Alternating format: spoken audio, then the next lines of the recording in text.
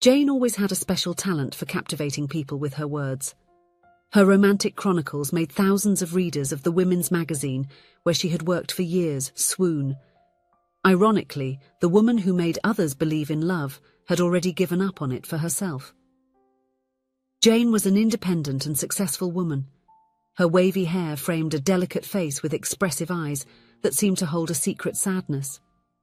She dressed elegantly but discreetly, preferring neutral tones that reflected her reserved personality. 5 years ago, Jane had moved to another country in search of new professional opportunities. The decision to leave her hometown was difficult, but necessary for her career. Despite the distance, every Christmas she made a point of returning home and spending the holidays with her family. That year would be no different. Jane boarded the first flight calmly, eager to see her parents, siblings, and nephews after months away. Only the last connection remained to reach her final destination. The sky was heavy and dark when Jane arrived at the airport for the last leg of the journey. Dark clouds threatened to burst at any moment, but for now the flight was still on schedule. She sighed with relief upon hearing the boarding announcement and headed to the line. Entering the plane, Jane walked down the narrow aisle with firm steps, carefully carrying her handbag. Her eyes scanned the rows in search of her seat. She was eager to sit down, put on her headphones, and enjoy the last leg of the journey. However, as she reached the row indicated on her boarding pass, she stopped abruptly, frowning. In her seat was a man whose appearance seemed to defy any conventional standard. His light brown hair was tousled in a way that suggested he had just walked out of a whirlwind, and his clothes were a mishmash of colours and styles that seemed to have been chosen at random. A faded blue jacket, a yellow t-shirt with a psychedelic print, and green cargo pants were complemented by visibly worn leather boots. Small earrings gleamed discreetly in his ears, adding a final touch to his look. He seemed oblivious to the movement around him. With his headphones snugly in place, his intense blue eyes were fixed on the window, as if he were immersed in deep thoughts or perhaps transported by music to another place. Jane hesitated for a moment, trying to decide the best approach to handle the situation. Finally, she gathered the courage and reached out to gently tap his shoulder. "Excuse me," she said, keeping her voice polite but firm. "I didn't want to disturb you, but I think you're in my seat." To reinforce her point, she held up her boarding pass with the seat number clearly visible. The man turned slowly, removing his headphones. He flashed a carefree smile that seemed to indicate that nothing, absolutely nothing, could upset him. "I think you're mistaken," he said in a calm, unhurried tone, pulling a crumpled boarding pass from his pocket. "This is my seat." Jane arched an eyebrow, clearly unimpressed with his confidence. Taking the ticket he offered, she compared the two tickets. A feeling of confusion grew as she realized they both indeed indicated the same seat number. "There must be some mistake by the airline," she said, already feeling the irritation bubbling beneath the surface. "I bought this ticket weeks ago. I have priority for this seat." The man crossed his arms, reclining in the seat with an air that seemed more relaxed than the situation allowed. "I'm sorry, but that has nothing to do with it," he replied, without raising his voice. "I'm just sitting where my ticket indicates." Jane's patience was beginning to wear thin. She shot a piercing look at him, which he answered with a calm smile, as if they were discussing something trivial. It was evident he had no intention of giving in. The two continued arguing while the other passengers settled in, casting impatient glances towards the commotion. A flight attendant approached, noticing the activity. "What seems to be the problem here?" she asked. Jane and the man explained the situation at the same time, talking over each other. The flight attendant sighed. "I understand. There was probably a mistake in the airline's system. Unfortunately, we don't have any more seats available on this flight. One of you will have to give in," she said. "I bought my ticket in advance. I have the right to this seat," Jane insisted. "And I have a valid boarding pass for this seat. I'm not leaving," replied the man. The heated argument continued when the pilot's voice echoed through the airplane's speakers. "Ladies and gentlemen, we regret to inform you that due to adverse weather conditions at our destination, this flight is being delayed. We ask all passengers to disembark and await further instructions at the boarding gate." A chorus of complaints and frustrated sighs spread throughout the cabin. People began to stand up and gather their carry-on luggage. "Well, I guess that settles this dispute for now," said the flight attendant, already impatient with those two troublesome passengers. Jane and the man exchanged annoyed glances as they grabbed their belongings and followed the flow of passengers out of the plane. The airport terminal was in chaos. Dozens of people crowded the airline counters, desperately trying to reschedule their flights. Others were on their phones, explaining to family and friends that they would be late for Christmas dinner. Jane watched the chaos, feeling tired and frustrated. She checked her phone and realized that the battery was almost dead. Looking around, she spotted a free outlet on the opposite wall of the lobby. Without thinking twice, Jane rushed toward the outlet, but to her surprise, the man from the plane arrived at the same time as she did. "I can't believe it. After stealing my seat on the plane, you're going to steal my outlet too," Jane exclaimed, exasperated. The man smiled, amused by her irritation. "The seat on the plane couldn't be shared, but I have something that might help us with this outlet dilemma," he said, taking an adapter out of his backpack that allowed more than one device to be connected. "By the way, my name is Colin." Jane hesitated for a moment, but eventually accepted the peace offering. The two of them sat on the floor next to the outlet, each charging their phone in silence. After a few minutes of silence, Colin finally broke the ice with a slight smile and a curiosity that seemed to arise genuinely. "So, going back home?" he asked casually, but with a curious sparkle in his eyes. Jane nodded, letting out a small smile. "Yes. Every year I go back home to spend Christmas with my parents, siblings, nieces and nephews, and all those relatives you avoid all year," she joked, but with a tenderness that softened the teasing. Colin laughed, the warm sound contrasting with the chaos around. "Yeah, I imagine myself running away from a crowd of noisy cousins. And you? Do you like that?" Jane thought for a moment, her eyes growing distant. "I do. I mean, sometimes it's a bit chaotic, but it's comforting too. I guess it's the kind of thing you only miss when you don't have it anymore. And you?" Colin's face changed expression, the lightness giving way to something deeper. For a moment, he looked away, as if searching for words on the ceiling of the lobby. When he finally spoke, his voice was lower, almost a murmur. "Actually, I haven't been home in 5 years. It's time to go back," he said, the tone laden with a mixture of longing and hesitation. Jane raised an eyebrow, intrigued. There was something in that comment that seemed to hold a larger story, but she decided not to press. Instead, she gave an understanding nod. 5 years. It must be a strange feeling to return after so long. He just nodded, the silence between them now laden with unspoken meanings. As the hours of waiting dragged on, the conversation between the two began to flow naturally, as if the meeting had been arranged by invisible forces. Jane discovered that Colin was much more than an airport hippie. He was a nomadic traveller, owner of a small online business that allowed him to live in a way that few would dare, working while exploring the most exotic places in the world. "Since I was a teenager, I always knew my life would be on the road," Colin confessed, his blue eyes sparkling as he recalled his adventures. There was something almost contagious in the passion with which he spoke about the remote corners he had visited, the mountains he had climbed, the fascinating people he had met. "I've always had this desire to live unique experiences, to learn about different cultures, you know. It's like the world is a vast book and I need to read every page." Jane listened attentively, fascinated but also a bit skeptical. "You must have many friends scattered around the world," she commented, trying to imagine what it would be like to live such a life full of connections. Colin's smile faded, and his eyes took on a melancholic tone. "I know a lot of people everywhere in the world," he began, his voice now softer, almost hesitant. "But friends? I think I have few." He paused, taking a deep breath before continuing. "A nomadic life takes a heavy toll on relationships." The disclosure caught Jane by surprise.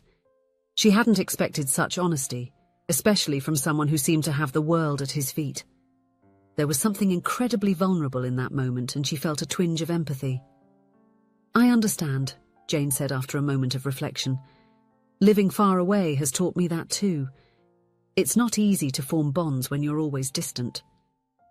Colin watched her for a few seconds as if he saw something in her that he recognized in himself. "And why did you leave? What made you leave your town?"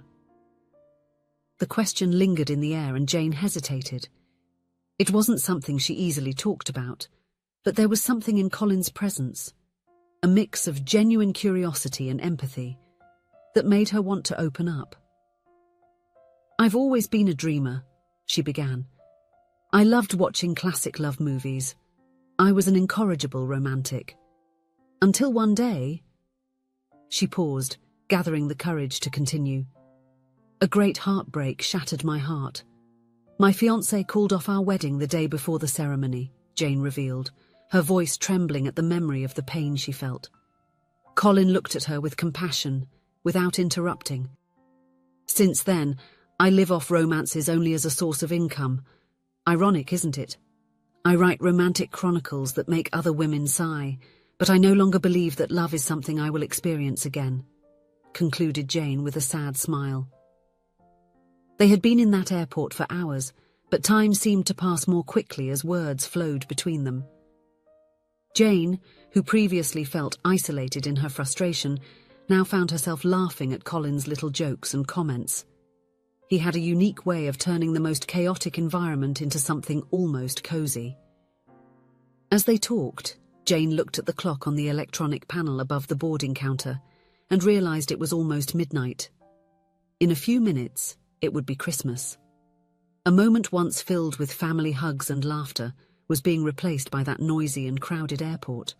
Colin stood up suddenly. "Wait here for a moment," he said, his eyes shining with an enthusiasm she still hadn't fully understood. Before she could ask what he was planning, he walked away quickly towards a convenience store that was miraculously still open. Jane watched him as he disappeared among the shelves. She couldn't help a small smile. There was something about him, something captivating and unexpected, as if he were a character straight out of one of the novels she wrote, but with a touch of reality that made every moment with him unpredictable. A few minutes later, Colin returned, holding a small bottle of wine and a packaged chicken sandwich. He sat next to her again, extending the items as if they were a prize won. "Would you like to share a Christmas dinner with me?" he asked, with a smile that seemed to blend charm and a hint of shyness. Jane was momentarily speechless. It was such a simple gesture, yet at the same time so laden with meaning. That man who had been a complete stranger hours ago was now turning this Christmas, which promised to be the loneliest of her life, into something special. She smiled back, a sincere and warm smile. "I would love to," she replied, accepting the bottle of wine he offered. The two carefully opened the wine and shared the sandwich, passing it back and forth, while Colin told stories of his adventures around the world. When the bottle was half empty, Colin raised his plastic cup. "I have to admit, this Christmas has been the most fun in the last 5 years," he said, with a sparkle in his eyes. Jane raised her own cup, feeling an unexpected wave of happiness. "Life has its surprises, doesn't it?" she replied, toasting with him. And at that moment, on a cold airport floor, between bites of sandwich and sips of cheap wine, Jane realized she was experiencing something none of her romantic chronicles had ever captured so well. A moment of genuine and unpredictable connection. At that moment, the airport loudspeaker announced that passengers could finally board. Jane was informed that the airline had managed to resolve the seat issue since some passengers had cancelled their trips due to the delay.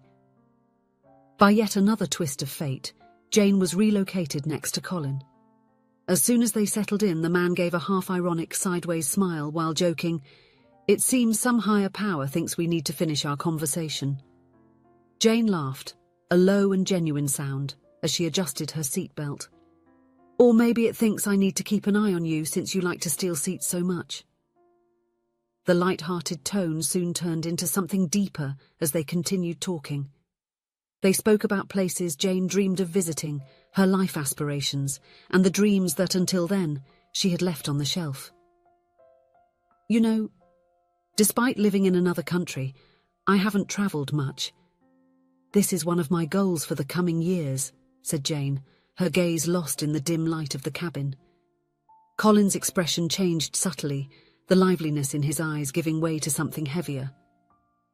He sighed before responding, almost as if he were deciding whether or not to say it.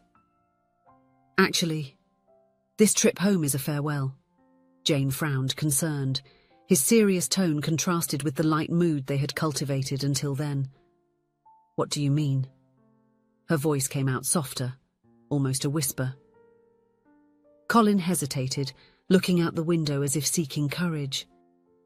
"In recent months I found out that I have a serious illness," he confessed, his voice laden with a resignation that made Jane hold her breath. "I've decided not to seek treatment. I don't want to live my life from hospital to hospital, or debilitated in a bed. I've always been a solitary person, never married or had serious relationships. All I have is my freedom." The words hung in the air between them, like a confession he had never made before, perhaps not even to himself. "Colin," she began, her voice delicate but firm. She touched his arm, an almost instinctive gesture. "I understand your fear. I really do. The idea of losing control over your own life is terrifying.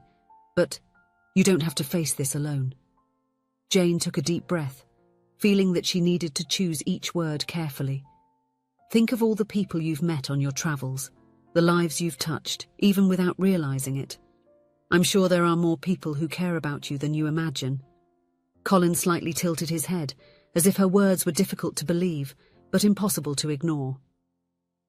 "Maybe it's time to put down roots somewhere," Jane continued, her voice becoming softer. "Not to limit your freedom, but to have a safe haven, a place, or someone to come back to. You can still live many adventures, Colin. You can still see the world. But to do that, you need to give treatment a chance, and give yourself a chance." Colin's eyes gleamed for a moment, not with visible tears, but with the intensity of someone who was truly listening.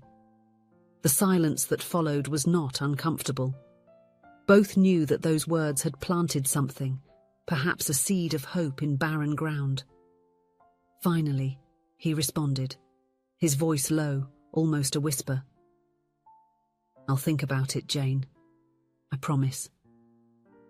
When the plane finally landed, Jane and Colin said goodbye with a hug that seemed longer than necessary, as if they wanted to prolong the moment. The warmth of that gesture said more than words could translate, and Jane felt a mixture of gratitude and melancholy as she released him. "Thank you for this unusual evening," said Colin, his voice slightly choked, his blue eyes fixed on hers. "You've given me a lot to think about, more than I expected to find today." "Promise me you'll consider what I said," Jane asked, her voice gentle but laden with sincerity. The idea that this might be her last moment with him left a void she couldn't explain. Colin nodded, a small smile lighting up his tired face. "I promise. And who knows, maybe our paths will cross again." He raised an eyebrow in a playful manner, but there was a weight in his voice that Jane couldn't ignore. After exchanging phone numbers, they went their separate ways in the terminal. Jane walked towards the warm embrace of her family, but her thoughts were stuck on Colin. Every detail of him, the carefree smile, the voice that toggled between humour and vulnerability, the sparkle in his eyes when he talked about his adventures, was etched in her mind. The following days were filled with the joy of family gatherings, but in the quiet pauses, Jane would pick up her phone and find messages from Colin. He would send photos of small moments, like the coffee he was drinking or the morning sky, along with deep reflections on time and life. Jane shared stories of the holiday dinner, describing the joyful chaos and warm embraces. When the holidays came to an end, Jane returned to the country where she lived, but left a part of herself in that unexpected connection. She recalled every word exchanged with Colin, the memory of that smile, and the conversations that still echoed in her mind. Weeks passed, and although they kept in constant contact, she felt an inexplicable longing for his presence. One morning, while working on her latest column, something interrupted her thoughts. The sound of the doorbell echoed through the silent apartment. Intrigued, Jane walked to the door, wiping her hands on a cloth as she wondered who it could be. When she opened it, she stood still. There, standing with a wide smile and eyes shining with emotion, was Colin. "You know," he began, his voice so familiar that it made Jane's heart race. "I've thought a lot about what you said about futures." He paused, as if measuring his words before continuing. "You mentioned you still had the dream of travelling. Well, I could be a great guide and travel companion." Jane's heart filled with emotion, and a smile spread across her face before she could stop it. Without saying a word, she embraced him, holding him tightly as if afraid he might disappear. When they parted, Colin looked at her seriously, but there was warmth in his gaze. "But you will need to wait a little bit," he said, his voice softly hesitant. "I have a treatment to do first. I want to fight, Jane. I want a future." Jane felt tears begin to form, but they were tears of relief and hope. "I will wait as long as necessary," she said, her voice firm. "You are not alone anymore, Colin." At that moment, Jane realised that in just a few hours at the airport and through exchanged messages, she and Colin had found something precious, a genuine connection that not only united them, but also gave them strength. The unexpected feeling that was emerging between them was greater than any pain or doubt. At that moment, as their lives began to intertwine in an irreversible way, Jane was certain that the next Christmas would be more than different. It would be a rebirth. There, hope was being reborn in the small things, in the shared laughter, in the sparkle in his eyes, and in the confidence she felt growing within herself. Colin had finally found a reason to fight, and Jane, by his side, discovered something even more precious, a reason to believe that love could indeed be real again. If you enjoyed the story, please leave a comment with a rating from 1 to 5 to show how much you liked it. Also, watch the video that is now appearing on your screen. See you soon.